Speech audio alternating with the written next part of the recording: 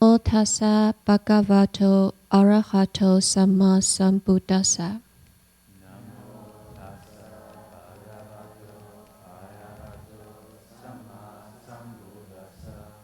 Namo tassa bhagavato arahato samma sambuddhassa.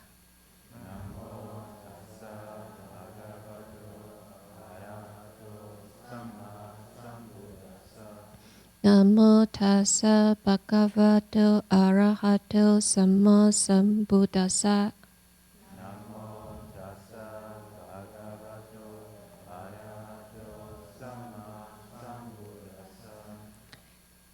The unsurpassed, deep, profound, subtle, wonderful Dharma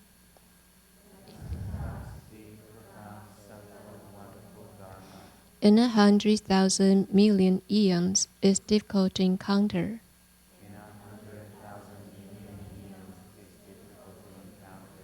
Now that I've come to receive and hold it, within my sight and hearing, I vow to fathom the thus come one's true and actual meaning.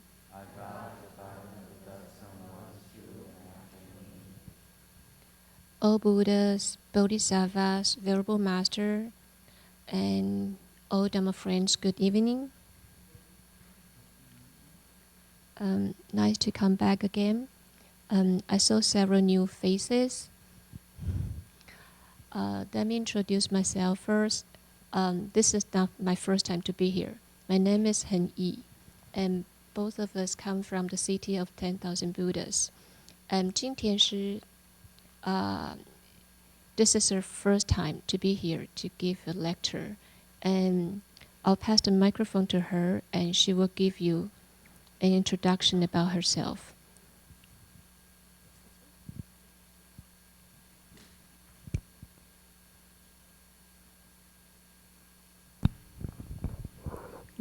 Good evening.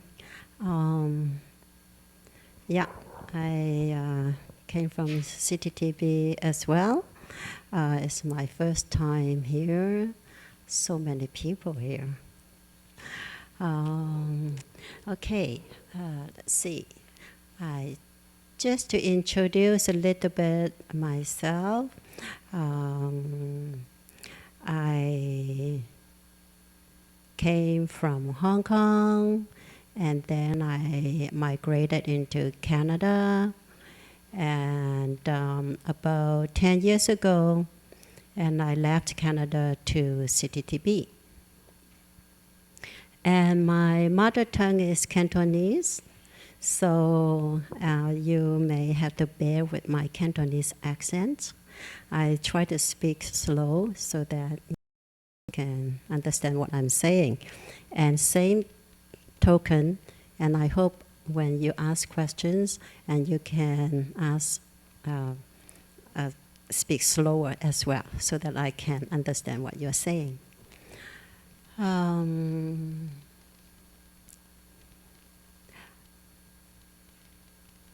My feeling about this monastery, I like the stained glasses, because a long time ago, I appreciate the stained glasses. I used to purchase the kit, the stained glass kit, not to do it. And I remember one year I did that for everyone's birthday gifts. So, and I feel very happy to see this monastery has all the stained glasses, and it's very, very pleasant. And since this afternoon, I also had lunch with most of you, and it was a grand lunch. It was delicious. Yeah, thank you. And Dhamma Master 4 said that we are still in the Chinese New Year's spirit. So I wish everyone here a happy and healthy year of Ram. So I will start the lecture first, and we are on page. Okay, we're going to page 27.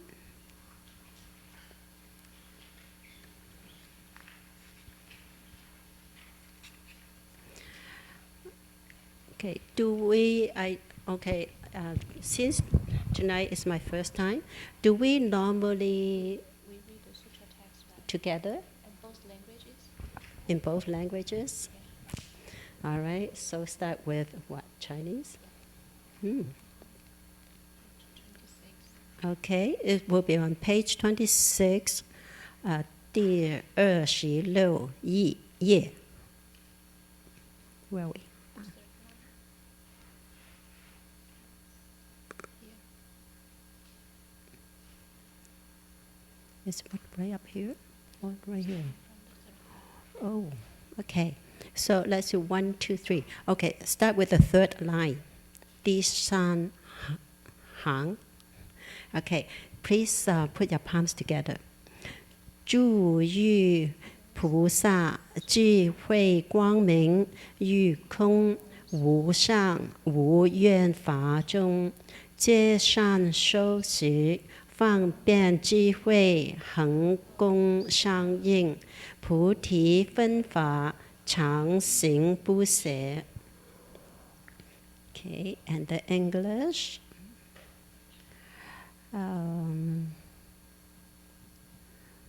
Is this from the discipline? Okay, that would be the no demons there. Let everybody see that. Let's see. 1, 2, 3, 4, 5, 6, 7. The seventh line from the second, the paragraph. No demons of afflictions are able to destroy him. He dwells within the light or wisdom of a bodhisattva. He well cultivates within all the dharmas of emptiness, marklessness, and wishlessness. For him, wisdom and experience are constantly interactive. He always cultivates the dharmas of the bodhisattvas and does not forsake them. So, no demons of afflictions are able to destroy him. That, okay, we're talking about the bodhisattvas. Okay, he has, because like earlier, the third line said, he does not fear of any other theories anymore. And he also enters the grounds of all wisdom. Therefore, there's no demonic afflictions that can destroy him. He also dwells within the light of wisdom of a bodhisattva. And the bodhisattva dwells within the light of wisdom of bodhisattva. When I look at that line and I kind of reflect and ask myself, what kind of light am I dwelling in? So for most of the mundane people, probably dwelling into the light of delusions, like the light of in the market, or the light of the internet area gatherings, and all sorts of the delusions. And that's why we don't have that kind of light shine through us, the wisdom. But for most of the people, most of you, that you are very blessed, that you have good roots, that you know this is a place that will help you to open your wisdom. And you come here to cultivate with the assembly. Like this weekend, I understand that you have the Buddha's recitation, and that you come here instead of spending your time in the market, in the shopping mall, or turning in the Game Boys and all the computer games. So, and you all have very sharp roots to know where to go to open up your wisdom. And Bodhisattva also cultivates within all the dharmas of emptiness, because they already into there's marklessness. There's no forms and no shape, and there's no marks at all. and they have no wishes. They are wishless. They are wishless. And for him, for the Bodhisattvas, wisdom and experience are constantly interactive. That I can set a couple examples, like his wisdom and experience, constantly interactive. There's a classic story about the Buddha with a little child, and most of you probably have heard about it, and if you do, be patient. There's one time, there's a little child. He was running towards the well. And of course, the little child hasn't seen the well. And out of curiosity, he probably will look at it and probably have the tiptoe, and the head, the weight of the head is much heavier, right? It could be tipped over the well and will fall into it and will get drowned. So as soon as the Buddha saw the little child run towards the well, and he quickly said, "Little child, I have a candy in my hand. I have a candy." So that candy caught the little child's attention, and he turned around and ran back to the Buddha. And that way, he saved the little child's life. Now that, you may say, some people who knows about precepts, well, is the Buddha lying? There's no candy in his hand, but he said that. But that is not considered lying. That is using wisdom and experience interactively, and to save the little child.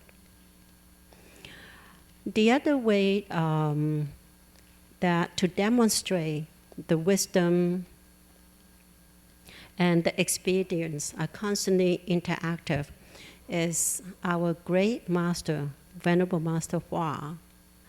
He uses wisdom to guide us, even though he entered into stillness. But he leaves us a lot of his wisdom to guide us so that we can walk the path straight. It's not swiftly or walk off the proper path. There are many wisdoms of our great master, but the most common one, and this most important one, is the 6 guidelines that every day we recite it twice.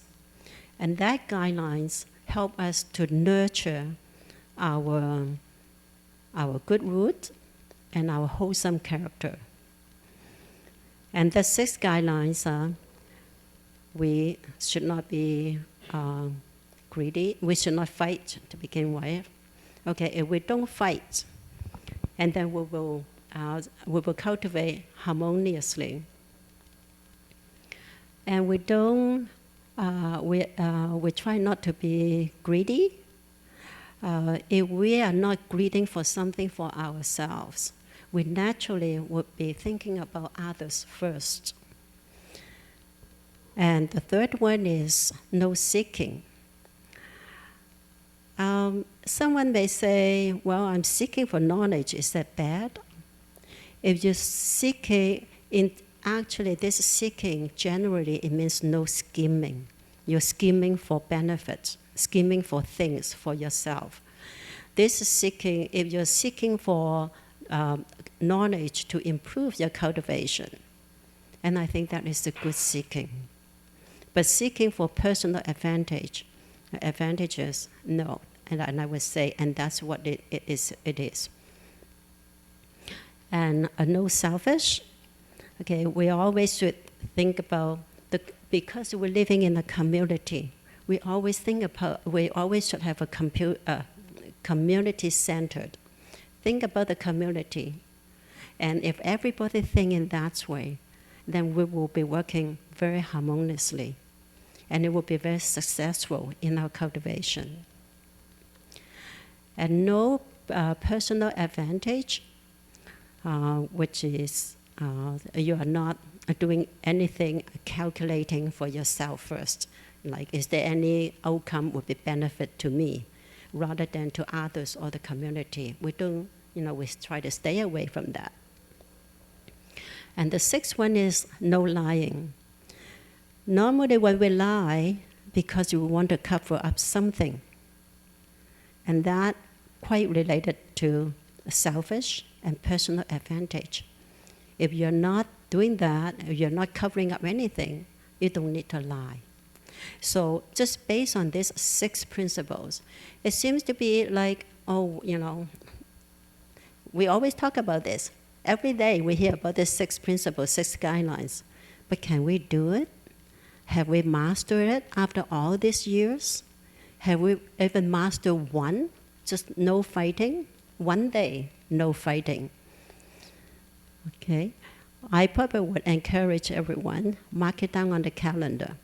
Have I ever not even have a thought of fighting, just in one day to begin with. And then you challenge yourself for 7 days and then a month and see how it goes. So that is the wisdom and the expedient ways, and the Master trying to nurture us, trying to help us to nurture our goodness and our wholesome characters. And we should be really, really grateful for our Masters and not lightly looking at these 6 principles. And the next one is, so the Bodhisattva always cultivates the dharmas of the Bodhi shares and does not forsake them. Now, Bodhisattva is already very Vajra in his fearlessness about other external theories. And he has attained all the wisdoms and not easily to be strayed away. But yet, he still cultivates the 7 Bodhi shares constantly and do not give up. 7 Bodhi shares. Our Master always mentioned that it's very important that we should all memorize it. Does anyone knows about the 7 Bodhi shares?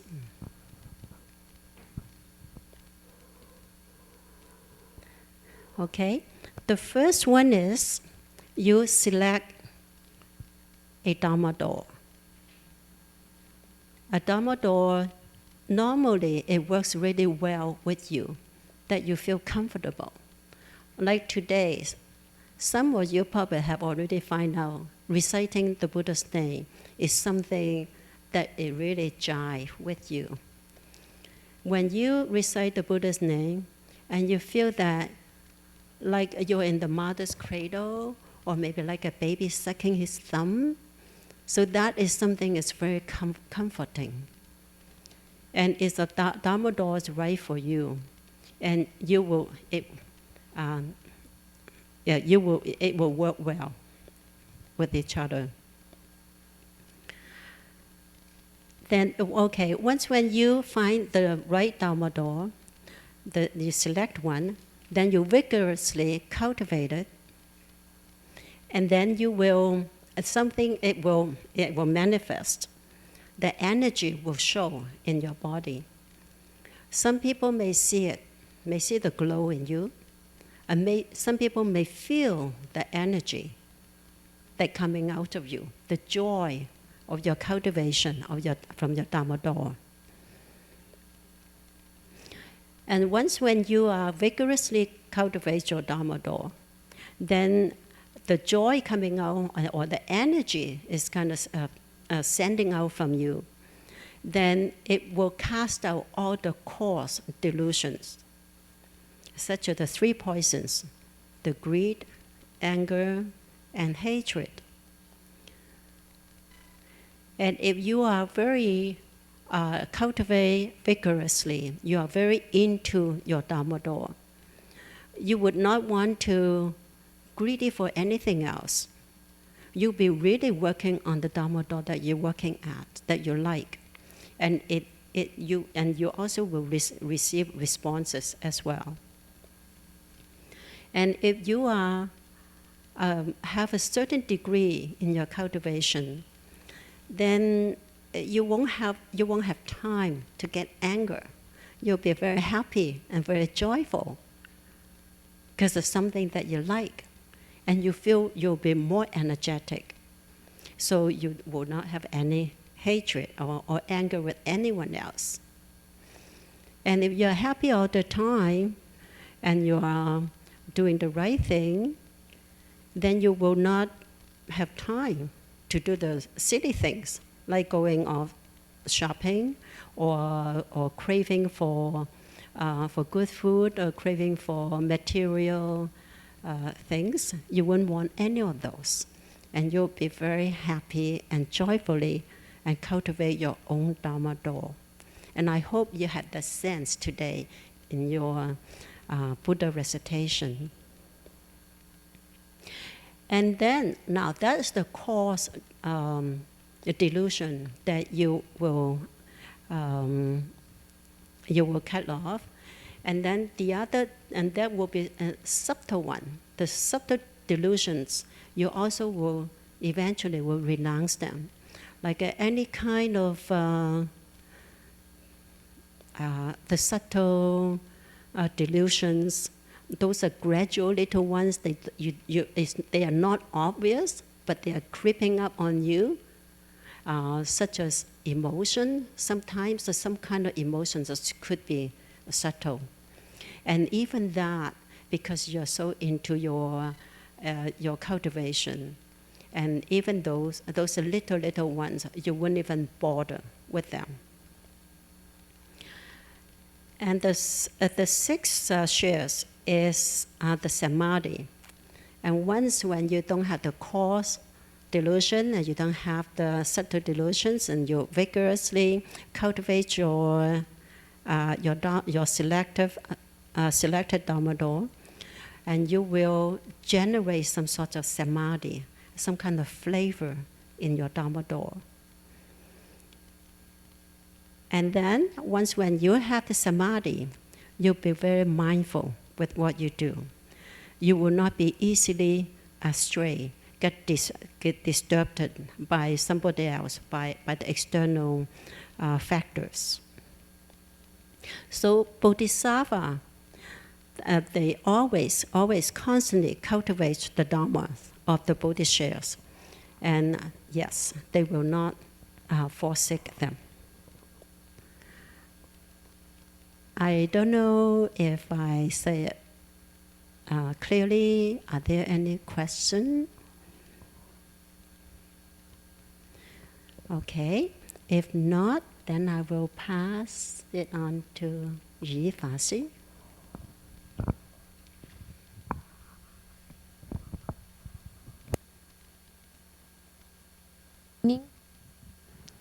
Actually, both and I and a couple of people from the audience just came back from a visit to a college in Southern California called Thomas Aquinas, and that was my second time of visit to the same college.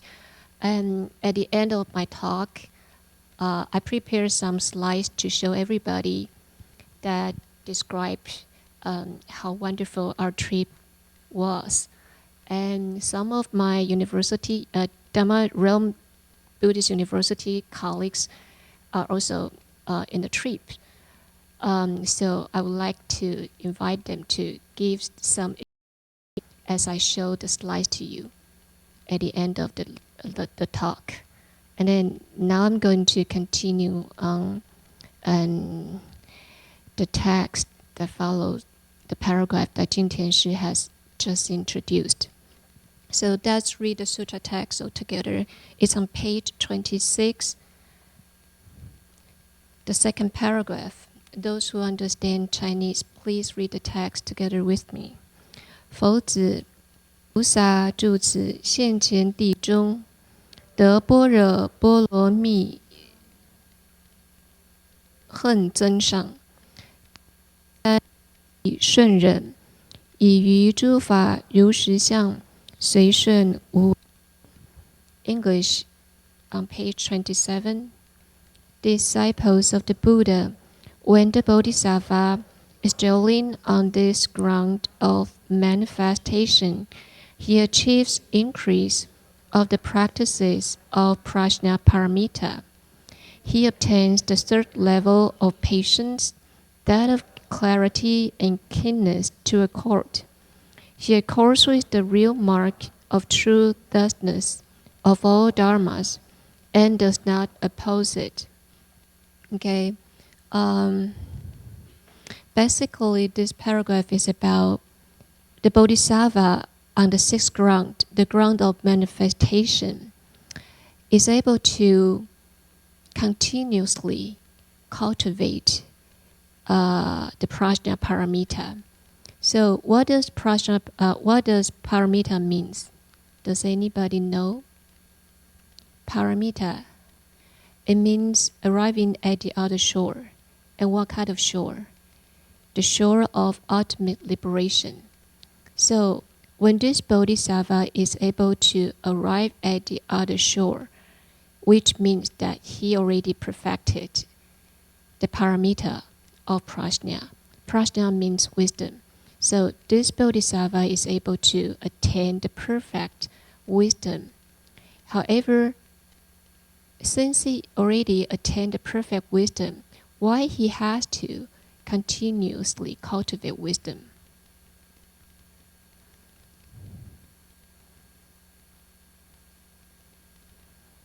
Because the sutra says so. The sutra text says that this Bodhisattva, dwelling on this ground, achieved increase of the practice of prajna paramita. Bodhisattva who is able to manage to arrive this will cultivate wisdom non-stop, because cultivation of the wisdom has become a habit in his practice, in his way of practice. So even if he has perfected the wisdom, he will continue to cultivate wisdom non-stop. Okay, so he obtains the third level of patience, that of clarity and keenness to accord. There are all kinds of patience as described in different sutra texts and promoted by different Buddhist schools. And then here, this particular patience is called patience of clarity and keenness. The third level, which means that the Bodhisattva on this ground has achieved the third level of this particular patience. And if you were here before, you might remember that this patience has been talked about earlier in the sutra text. So earlier it says that the Bodhisattva on this ground of manifestation, he's able to comprehensively contemplate all phenomena. Okay, he's able to comprehensively contemplate all phenomena and see through everything as the reality as they are. Okay. Okay.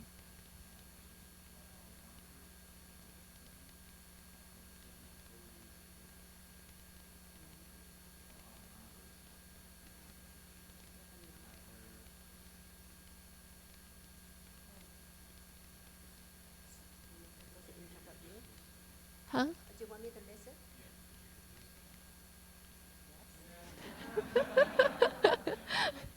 She's prepared.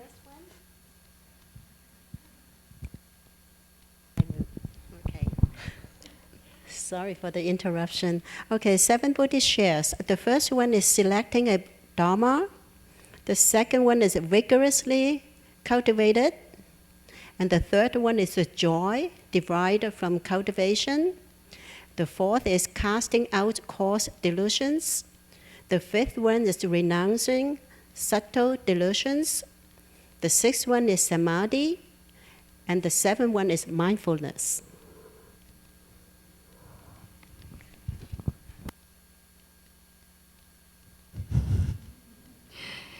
Okay, earlier the term the patience of clarity and keenness has been discussed. And some of you might remember that. So what does that mean? The patience of clarity and keenness is a state in which this bodhisattva is able to demonstrate unobstructed spiritual powers. And then his faculties are pretty sharp and keen, okay? Because this bodhisattva already have, perfect wisdom. So he is able to leave behind all his, physical and mental afflictions and obstructions. So he is able to demonstrate unobstructed spiritual skills and sharp faculties. So earlier the sutra text mentioned that this bodhisattva is able to comprehensively understand all phenomena in a way that he's able to see through the reality of all phenomena without difficulties. And because of that, in whatever he does not go against the wishes of all living beings. And whatever he does, he would be able to, in accord with the natural course. And when he deals with people and when he deals with everything, he is able to make everybody delighted and accomplish everything and make, everybody happy and everything successfully completed. And then he does all of this with a quiet mind. He's quiet in mind, and he has peace in his disposition, and he does all of this in a calm and fair manner and without involving personal feelings. So he has the capacity. He has the capacity to do things in this way. So this is meant by patience of clarity and keenness. And with this patience, the bodhisattva will get more and more wisdom. His wisdom becomes brighter and brighter. And he's able to follow the true principle and the reality of all phenomena in everything he does. Okay? The next paragraph. Let's read the Chinese text altogether. 佛子，菩萨住此现前地矣，以愿力故，得见多佛。所谓见多百佛，乃至见多百千亿那由他佛。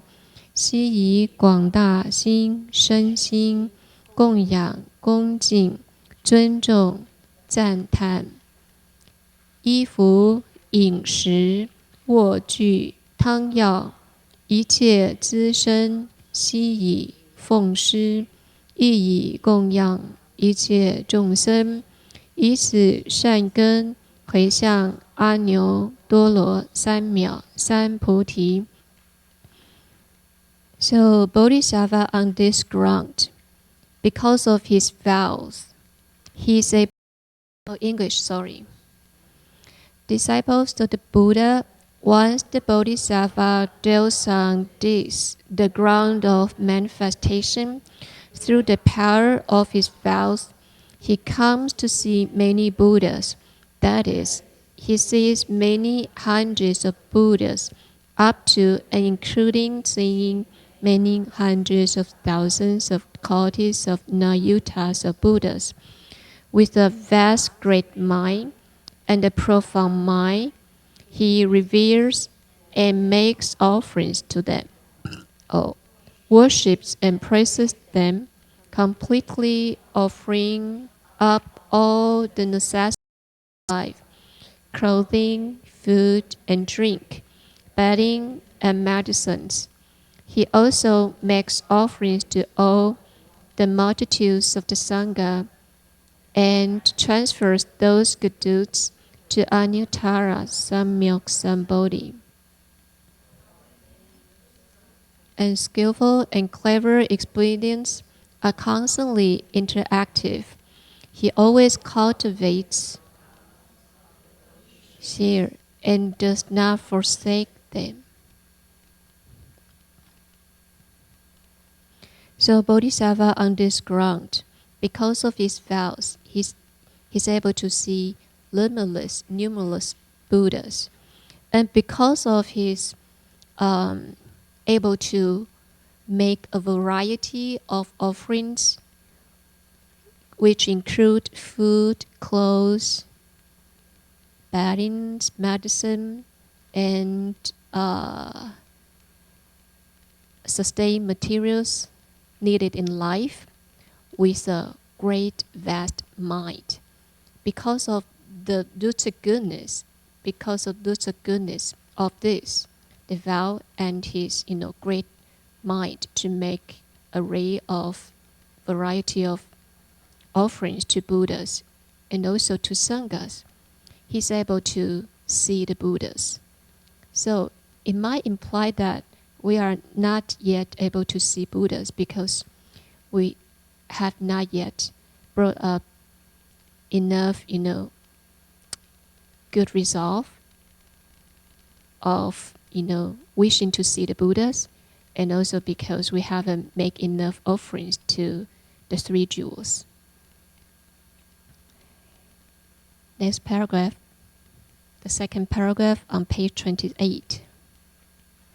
Oh, there's one more thing that this Bodhisattva, although he has made the great vows to see all Buddhas, although he has made all kinds of offerings to the three jewels, and the good deeds he accumulated throughout limitless eons, he did not keep the merit for him, all for himself.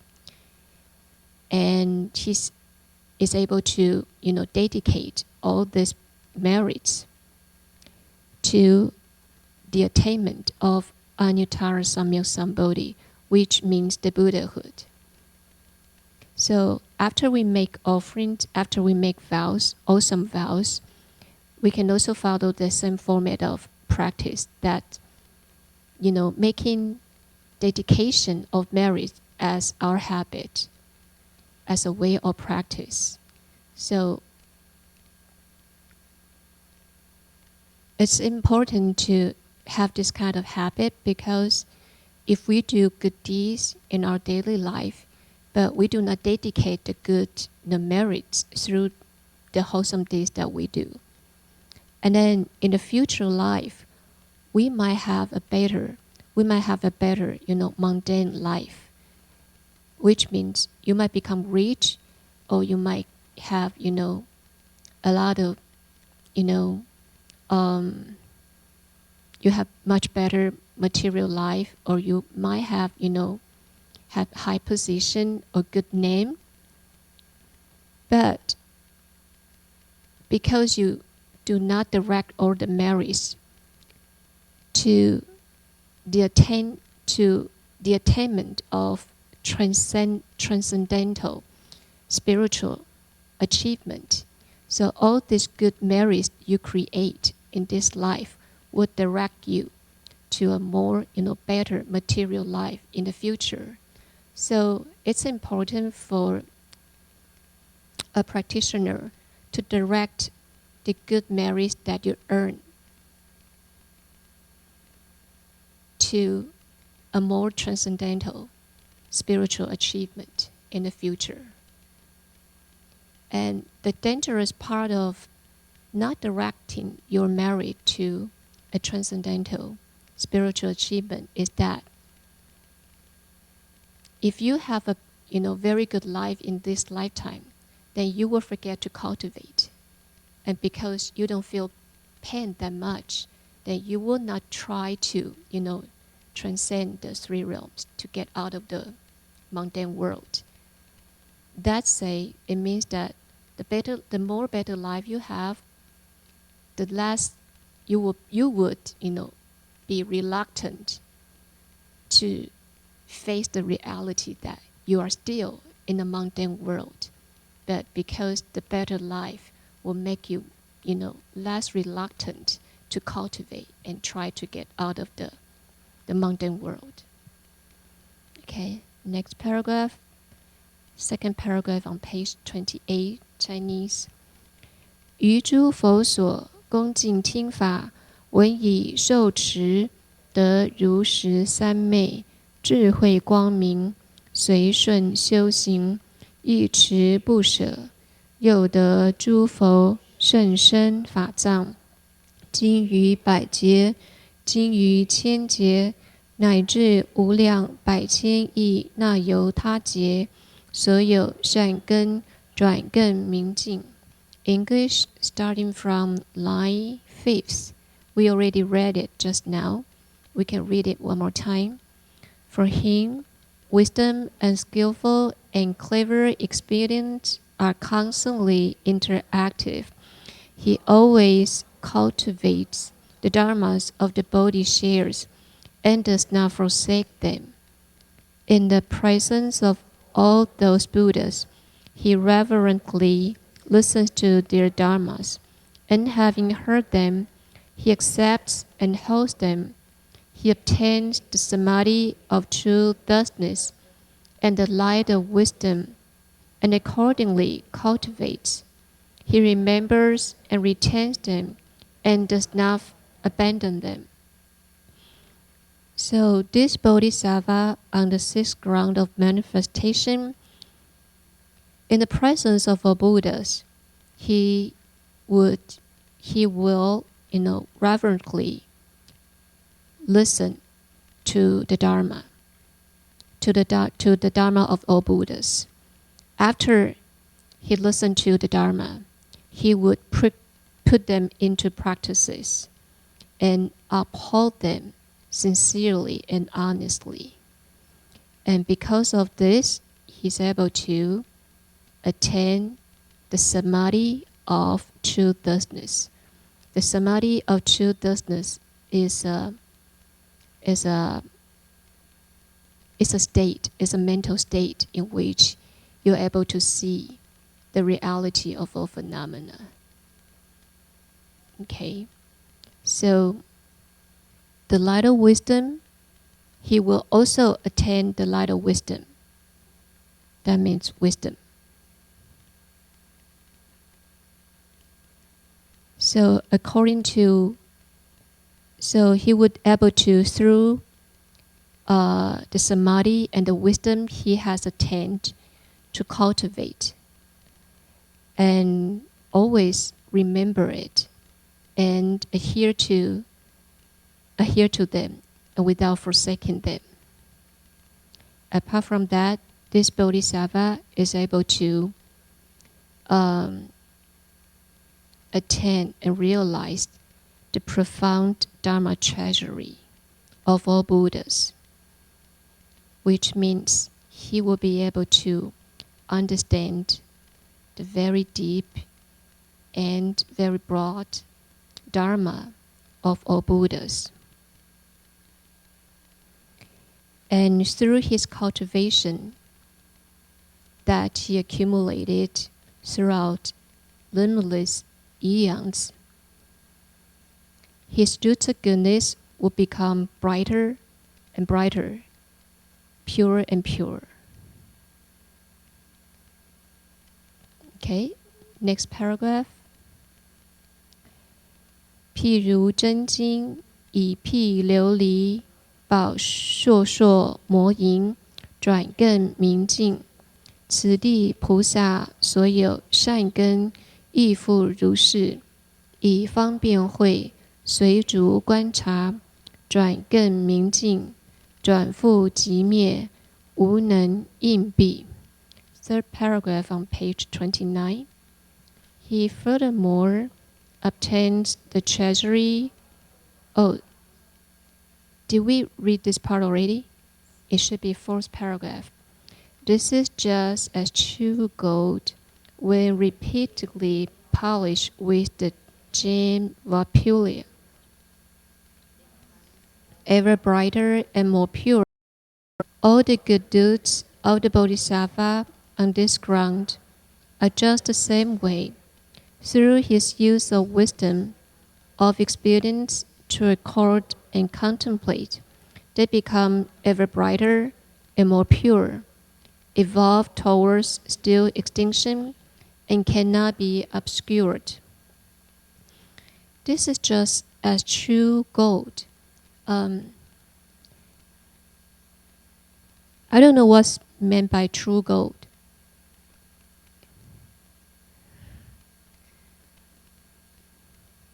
$80 carder?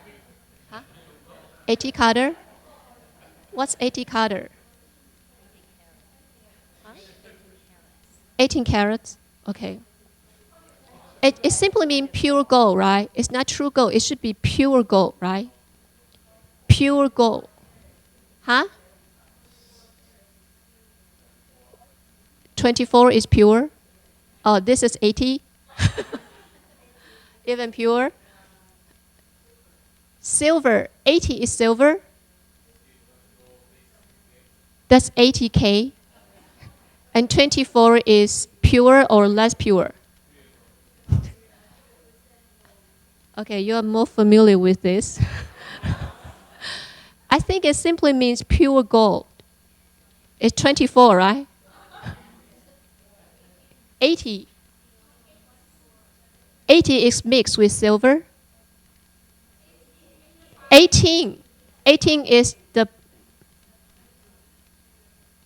Okay, let's say 24 because it's pure gold. Okay, pure gold. How to get the pure gold? I think you have to cook it, right?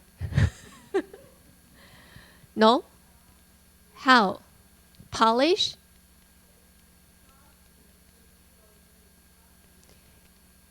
I know that pure gold is very soft. It's very soft, and then you have to refine it by fire. Is that true? High temperature, maybe several thousand degrees. Very high. We don't know the degree, the number of degrees, but we refine pure gold through fire. Very high temperature. But the text said the pure gold, the true gold, is obtained through the polishing of Vipulia. I don't know how that could happen, but I know that some precious stones such as jade or crystal or other precious stones, you have to, get rid of the rocks that cover it and contain it. Many precious stones are covered by rocks. And then you have to get rid of all these rocks outside and then polish the precious stone so that the precious stone will shine. And you can, get the essence out of it through the polishing. But here it says that the true gold, the pure gold, also has to, repeatedly be polished with the gem Vipulia. It should be Vipulia. Okay, and I don't know what's the process, but anyway, it means true gold. Okay, 24K, 24K gold. Okay, so it will become,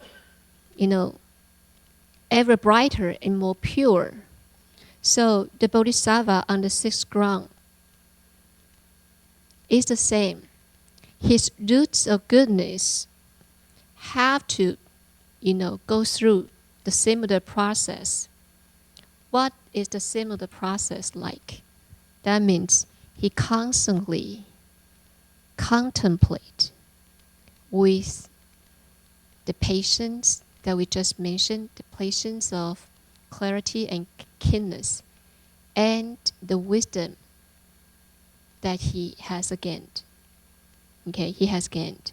So he constantly contemplate all phenomena, or everything in the world, through the patience and wisdom he has gained, in order to, make his roots of goodness even brighter and pure and keener. And since he cultivates so vigorously, he's able to, leave behind all his patience, his afflictions and obstacles, and eventually attain stillness in mind. And this stillness cannot be, obscure, cannot be obstructed by anything else. Okay? Any question?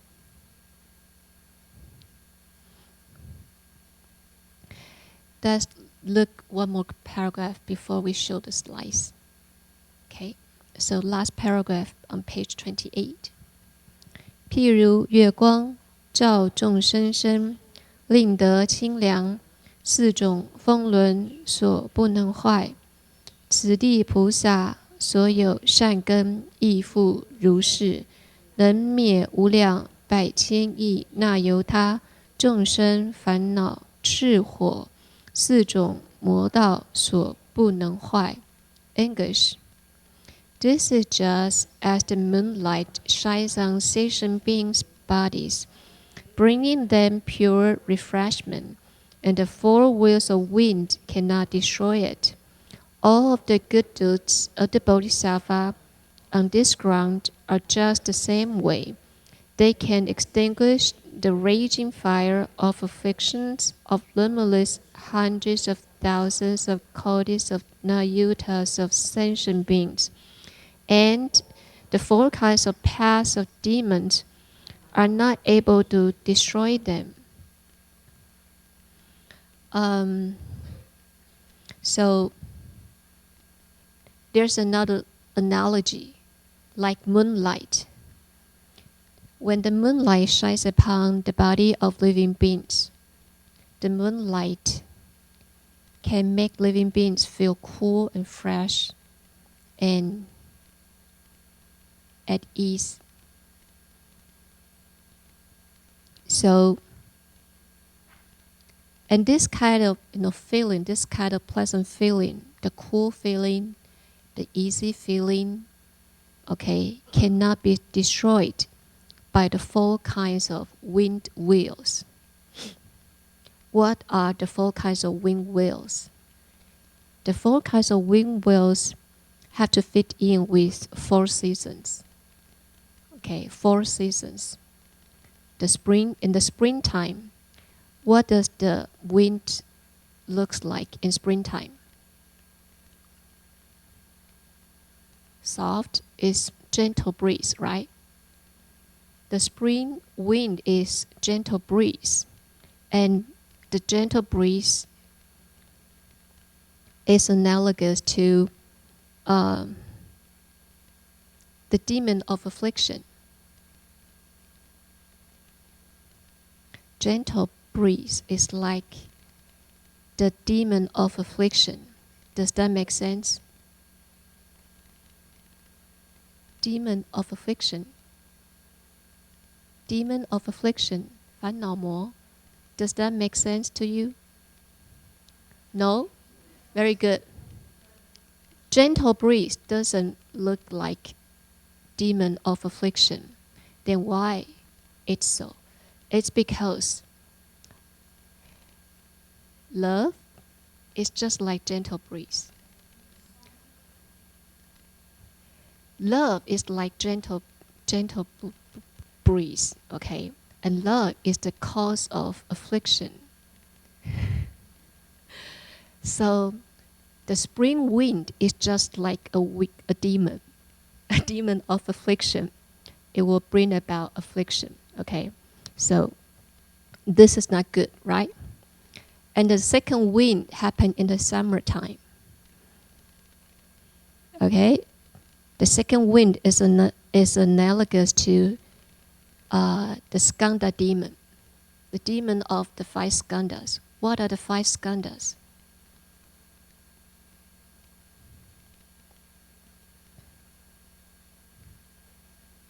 The first one is form, second one, feelings, and then cognition, mental formation, consciousness. Okay, these are the 5 skandhas. And the 5 skandhas, where do they come from? The very first skandha arises from our mind, our false thinking, our deluded thought. Okay, our deluded thought. And because of that very thought, because of that very deluded thought,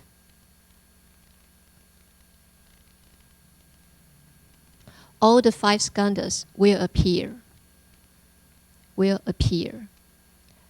And because of the very thought of delusion,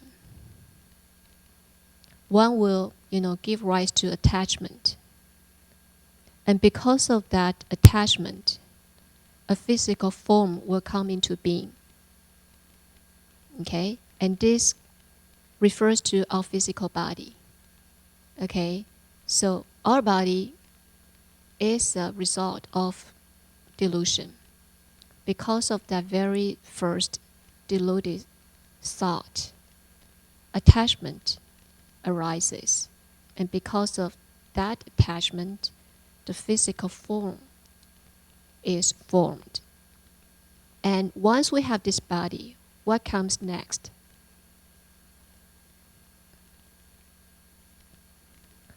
We have feeling, right?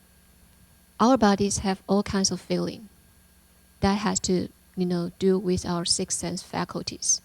Because we have 6 sense, all the 6 sense faculty develop from our physical body. And through this 6 sense faculty, we have all kinds of feeling. When our eyes, nose, tongue, body, and ears have a contact with the outside world, we produce, all kinds of feeling, right? And once we have feeling, we have cognition. Cognition has to do with our thought, right? And we think back and forth. We have all kinds of thought. And then the mental activities happen, right? We have mental activities. And once we have mental activities, we make all kinds of distinction within our mind. Okay, so this is the process, how the 5 skandhas work. And the 5 skandha can be very rampant and active. And when they are when they are very active, then fluctuations arise. The fluctuations of the 5 skandha will make us very hot, because the active fluctuation of the working of the 5 skandhas will create a lot of heat. Okay, and then make us very hot and very afflicted. Okay, so the second wind wheel is that happen in the summertime is analogous to the demon of skandha. Okay, so the 5 skandhas work as demons. They will, rob us of our energy, feel very, very afflicted. And the third wind is analogous to the autumn wind. The autumn wind is very, cool, right? The autumn wind is very cool, and this kind of wind is analogous to the demon of death. The demon of death. Because the wind that the autumn wind make people feel very harsh, somber, and desolate. That's the nature of the autumn wind.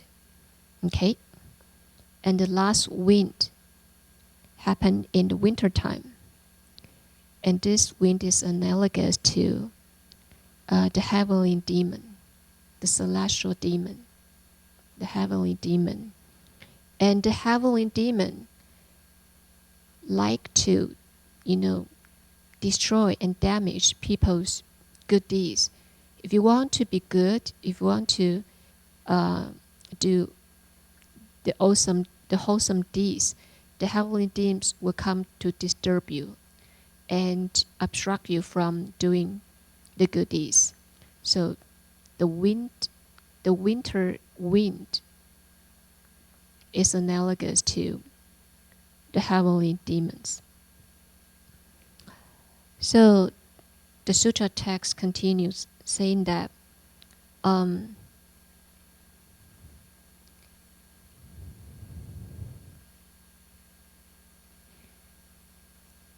Bodhisattva on the sixth ground already has, achieved this achievement, has attained this achievement, and his patience and wisdom are just like the moonlight.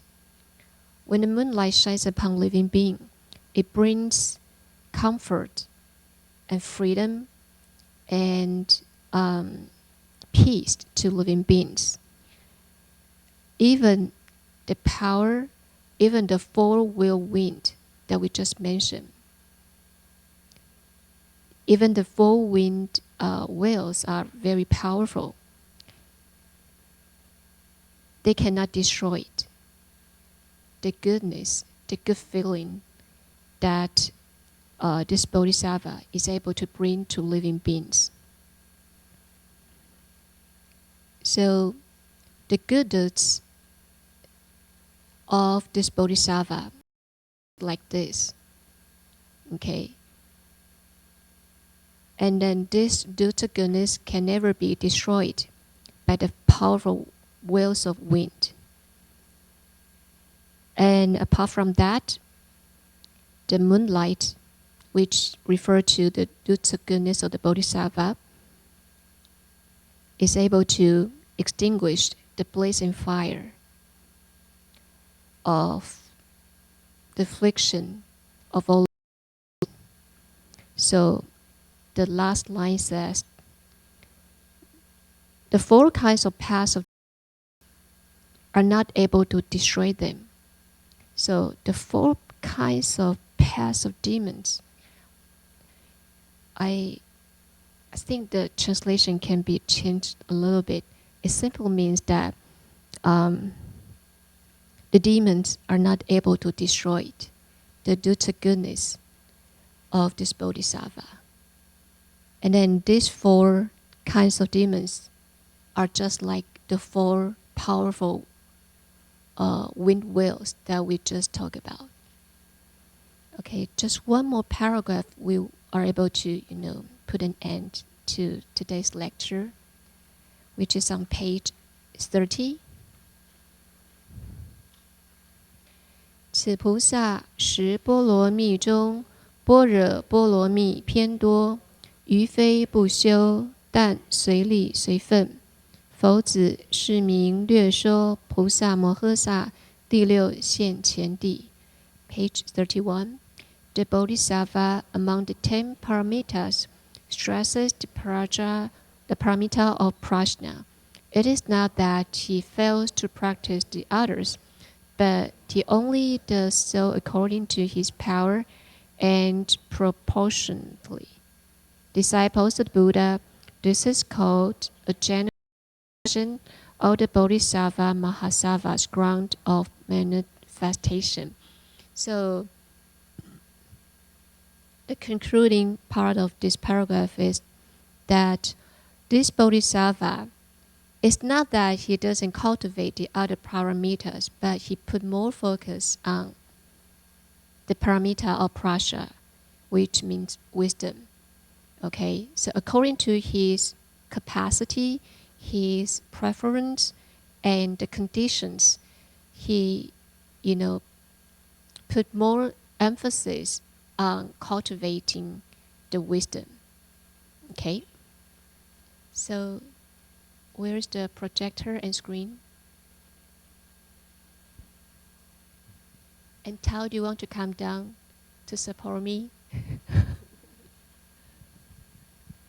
And we have Spike on the men's side and Angela on the women's side who also joined the trip. I think they might want to chime in as I show the slides.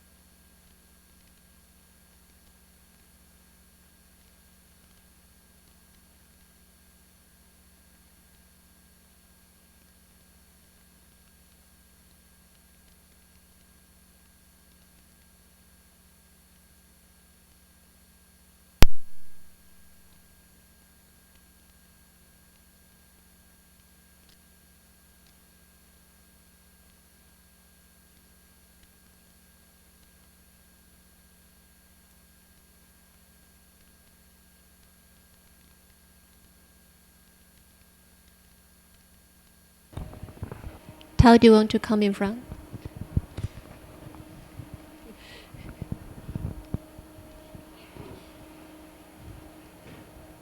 Do you know who you are? Her name is Tao. Her name? Amanda. Okay, Amanda. Everyone calls her Amanda, which means everybody knows her. She's my colleague at the University of Dharmaram, Buddhist University, Dharmaram. And then, do you want to give a brief introduction about Thomas Aquinas and how we are similar and how we are different? Okay. I'll do this. Hi, everyone. So over the past 2 days, on Thursday and Friday, 14 colleagues from DRBU went to Thomas Aquinas College in Southern California. It's about an hour north of Los Angeles. Thomas Aquinas College was established back in the 1970s.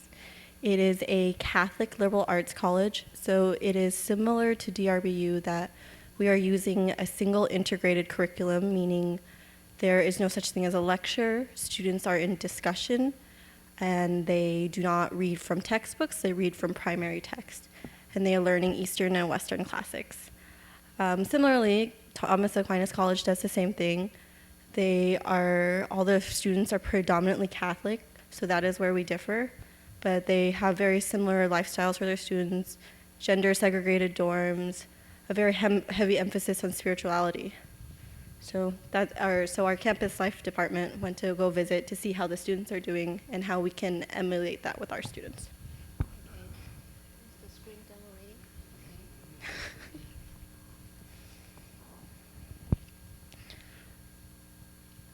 So this was our tour on campus. Their college is fairly small. There are 6 dorms, 3 for the men, 3 for the women. Yes, so it's located it's surrounded by mountains in Ventura County, in a city called Santa Paula. One special thing about this campus is that in the middle of the campus is a very big piece of lawn, okay? And all the buildings are built surrounded the big piece of lawn. And then the buildings that you see are their domes. They told us that the domes are the most significant landmark of this campus. Okay, next slide.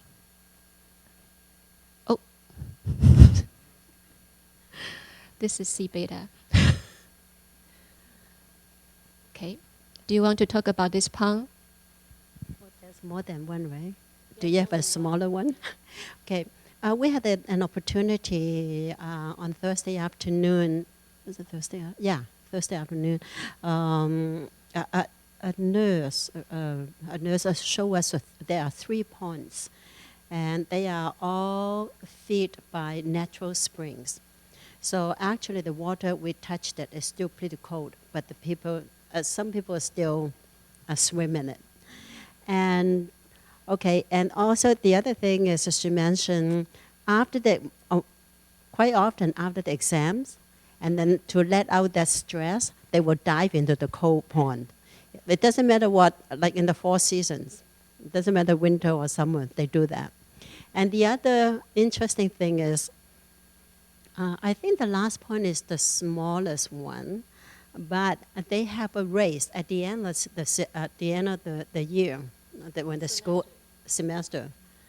They will make a boat out of cardboards, and they have race there, and see which cardboard boat can cross the whole pond.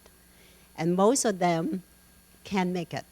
Most of them, not even halfway, the cardboard boats will be all melted, sunk, and then they have to swim back or to the other way. Okay. So when a group of nuns visited the pond, the 3 ponds, a couple of guys, they were, swimming in the pool, and some of them were, landed on a small island, and one of them is play guitar, and then we feel very embarrassed because they are naked, but not completely naked, partially naked.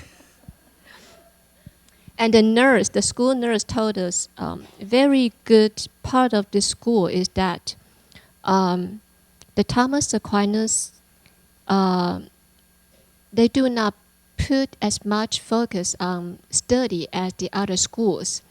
And what are the other elements that form their study?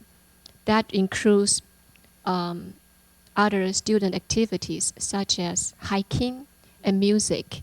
And most of the students come from a background that is able to nurture the kids. So most of them are able to sing very beautifully. And then they play all kinds of musical instruments. And then that elements I witnessed, okay, in my first visit 3 or 4 years ago. The students really love to sing. And then they sing sacred songs. How do you call that? Sacred songs? Church hymns, okay. And then many of them can play piano and other string instruments. So this is very important. And then hiking and other, student activities. This is very important in nurturing students in a more rounded, characters. And then this is also very major reason that there are not many students with depression found in this college. And then this nurse also served other colleges. And then she said that in other schools, students with depression is very, high, okay? And what are they? Most of the students are from, isn't it 80% of students from home schools? That means they study at home, so that's why they have more opportunity to be nurtured in other talents by their parents at home. Oh, this one, well, when we were counting these statues in Christianity, they have 14, and apparently this is, they have a beautiful part about this, the statues of 14 of them. And then we compare with our 18 arhats. And that these 14 statues is about the Jesus. He has to hold his own cross to crucify, right? His own cross to the place where he has to crucify himself. So yeah, it was it's something. And then when Jin Tianshi say, "Wow, the Jesus is carrying his own cross," and then Liang Fashi say, "Who is not? Everybody is carrying her own cross." That makes sense. Yeah. Dharma Master Liang said, "Who doesn't carry their own cross?" Yeah, so we all do. And then I thought, yeah, that's right. I am carrying my own cross. Thomas Aquinas is located in a very hot location, a place. So they have all kinds of plants. And then Dharma Master Liang loves plants, so he took picture of several plants. And this tree is one of the pictures that she took. Why? Okay. And this is the back of their chapel. And then layer by layer. And another different feature, another feature that distinguishes DRBU and Thomas Aquinas is that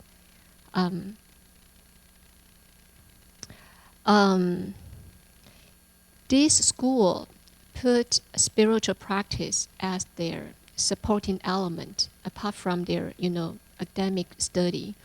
So you can, walking on campus, you can see that almost all the students and faculty and staff are very sincere Catholics. And then there's a statue. I didn't take picture of the statue. There's a statue in front of the dining hall. It's I don't know that sage's name, but almost everybody when they pass by the statue, they would touch his feet. I think that's a gesture of show their spiritual side of themselves. And then so everybody walking on the campus, they will give you a message that they are sincere cultivators and Catholic practitioners. And then in this campus, they have a chapel dedicated to that purpose. So this school is established as a was accredited university, but they built in the spiritual practice inside of their curriculum. And then although it's not stated, it's not mandated that requires everybody to go to the chapel to do the mass, but we were told that 80% of the students will go voluntarily. They have mass 4 times per day, 4 times per day. And then it's too bad that I couldn't have, taken good picture of the inside of the chapel. You have one, okay. Where is it? Not here. Yeah. Nice picture inside the chapel. Okay, and then but Dhammarong Buddhist University is different because that university is built within a monastery, and monastics are the primary residents there. Although we are not outnumbered the students, but those are the central primary residents there. So and after we talk to several faculties and staff of Thomas Aquinas, I have a kind of feeling that how are we going to shape our university? How are we going to be similar and different in any way from them? Because this university has a very established system, and then they have the spiritual part as their component, one of the component. But in the city of 10,000 Buddhas, we probably, I don't know, we don't know yet. You know what I'm talking about? No? I can speak a little bit about so Thomas Aquinas has about 380 students currently, and all of them live on campus. And for them, their emphasis is having the priests, their chaplains, there are 4 priests who live on campus. And They live in the dorm. 3 of the 4 priests live within the men's dorms, and 1 priest has a separate housing off. So it's a little different compared to CGB in the sense that the chaplains are living directly in the same housing as the male students, and also the female students do not have a spiritual figure or a spiritual chaplain to go to. Instead, they have a student who recently graduated, so she's 24, and she's their dorm mother, and that's who the female students go to for guidance. And they can also talk to the male priest outside, but since they're not allowed in the dorm and into the male dorms, they don't have direct access to them. Priests are given freedom and their own, territory to be active, as long as they do not, draw the students too much away from their study.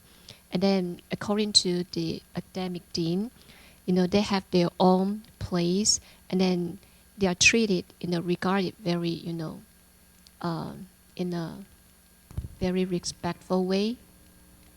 The emphasis of Thomas Aquinas College is primarily on their intellectual studies. So even though there is a spiritual element to the university, the spiritual element should not take away from the students' studies. So there is a separation of how the academic program is run, and it's separate from how the priests are able to share their spiritual message. And even that, 18% students will, decide to become a priest after they graduate, or even during, the college years. 18%, that's pretty high. That's pretty high. So, walking on the campus, I feel that, many people look like priests and nuns or sisters. How do you call that? Sisters. Even as a student. Okay.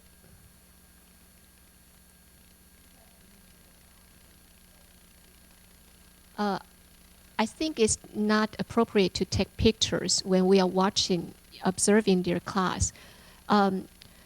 Each classroom is able to accommodate 15 students at least, and plus one they call tutor. They don't call them professor, but they all have PhD degree. And then they are, surrounding, it's not round table. It's a Socratic style discussion. It's a seminar. And then actually Dhammaron Buddhist University is actually modeling their style, that we encourage students to, initiate discussions among themselves after they do the close reading of the primary text. And the instructors will, occasionally chime in to give, to direct the students to the right direction if there's something wrong with the discussion. Okay, and then from the classes we observe, we can tell that the students really, do the deep and close reading of the text.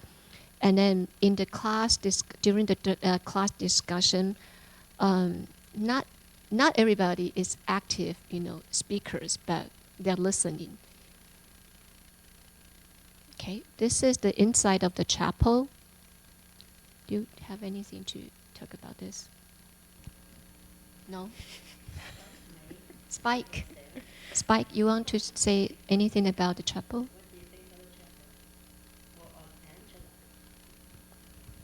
The Peters? The Peters.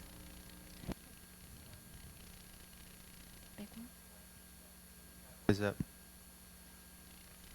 Yeah. Well, it's a very beautiful chapel. It's structured the classic cross style. So this is the main.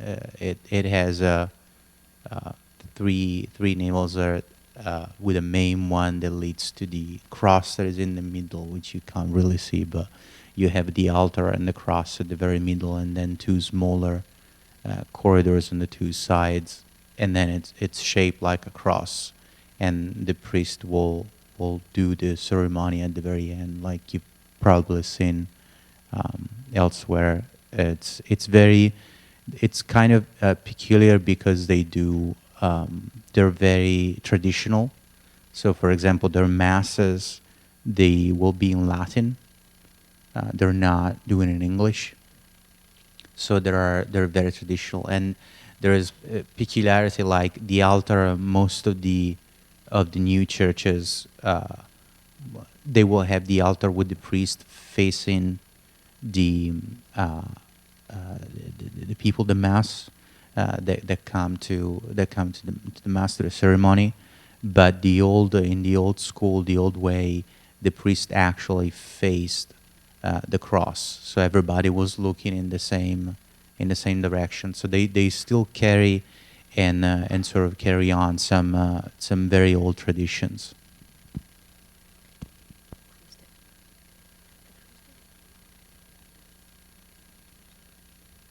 Okay, so they have masses 4 times per day, one at 7 a.m. and 12:30, 5:30 p.m. and 10 p.m. The last one has candle passing. Okay. Supposed to be very special one, the 10 o'clock one. On Thursday night, because we drove since at 4 o'clock, we drove down from HQ to St. Thomas Aquinas College, and we went through quite a few sessions. And then when we heard about this candle mass at 10 o'clock, we all wanted to go. But by 9 o'clock, we were really, and at 9:30, we tried to stay up. But till 9:30, we couldn't really make it. And then we didn't make it, unfortunately. The priest told us that their primary job is not to discipline students, but through confession, they are able to help them. And then if they see any problem with any case, they will, talk to the school nurse or academic dean or the dean of student affairs and direct the students to psychologists for treatment in a special situation. Okay. Next slide. This is not very clear. It's a corridor.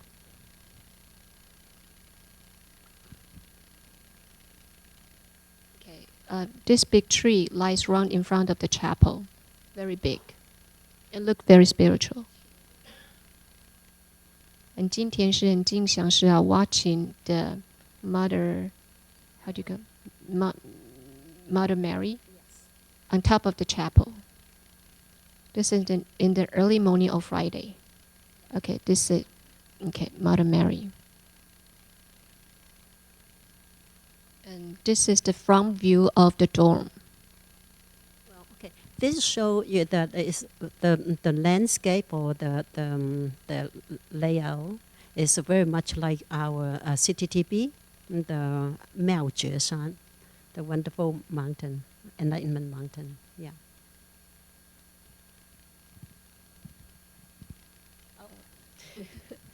This is the trailer that we stay overnight. It has 1 living room, 1 kitchen, and 2 bedroom, 2 restroom, which is very comfortable. The only shortcoming of this trailer is that it faces the west, so it's very hot in the afternoon. Okay, this is the entrance of the trailer. She's not changing clothes. Adjusting. I got her mission to show this slide. Kitchen. Ahead, one of the bedroom, living room. Okay, this is overview of the campus from our trailer. Chapel again. Okay, there's a small fountain here. Okay, you see this the school is very tidy and neat, and as soon as you walk in, or I myself, when I walk in, I feel that the people are really taking the school as a pride and joy. And the ownership of this school's upkeeping are all based on the students' work study. 80% of the work study efforts. Yeah, and it's really, really pleasant and clean and tidy. Okay, this is the group picture in front of the administrative office.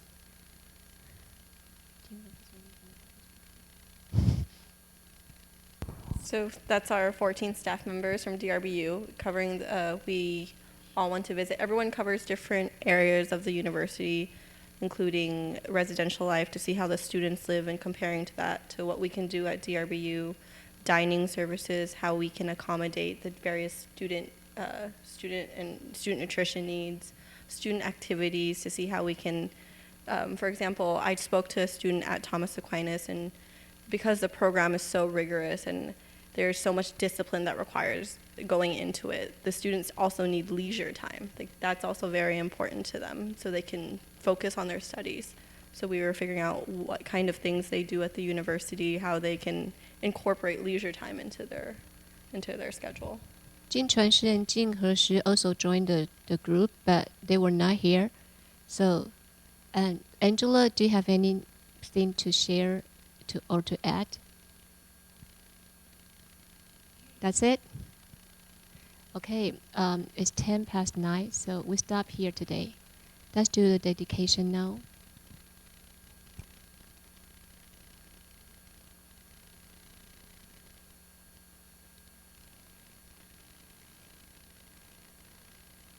Tuition. This is a private school, and most of them, do the work study. And I believe the school staff, the financial staff will, work with the students to make it as a, affordable amount of money that the students are able to finish the program. So let's do the dedication.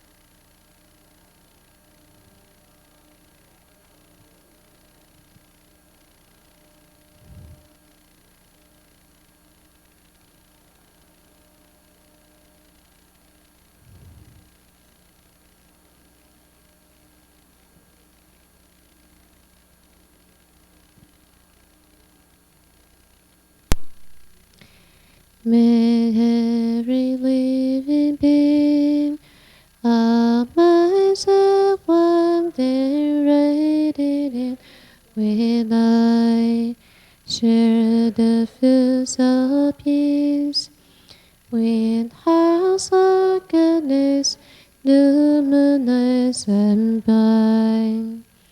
If people hear and see, all hands and hearts in fighting, giving unity. May their minds awake to great compassion, wisdom, and to joy. May kindness find reward. May all sorrow leave their grief and pain. May this boundless night break the darkness of the endless night. Because our hearts are one, this world of pain turns into paradise. May all become compassionate and wise. May all become compassionate